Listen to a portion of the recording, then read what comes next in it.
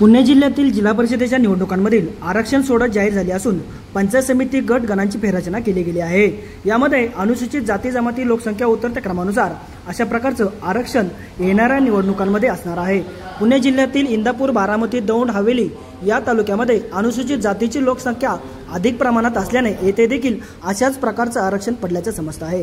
लोकसंख्येनुसार अनुसूचित जातीसाठी 7 जागा तर अनुसूचित जमातीसाठी 5 जागा अशा प्रकारचं आरक्षण असणार आहे। या अनुसूचित जमातीसाठी महत्त्वाच्या असणाऱ्या जुन्नर तालुक्यातील पाडळी, बारव, डिंगोरे, उदापूर या 2 गटांमधील तिढा अखेर सुटला आहे।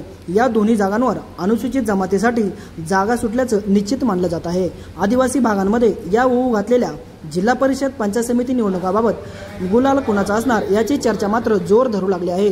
परंतु काही महिन्यांपासून या गटामध्ये पंचायत समिती तसंच जिल्हा परिषदा डोळ्यासमोर ठेवून काही महिन्यांपासून तयारी करणाऱ्या इच्छुक उमेदवारांच्या पदरी मात्र निराशा पडली असल्याचं पाहायला मिळत आहे। शिवजन्मभूमी टाइम्स, जुन्नर।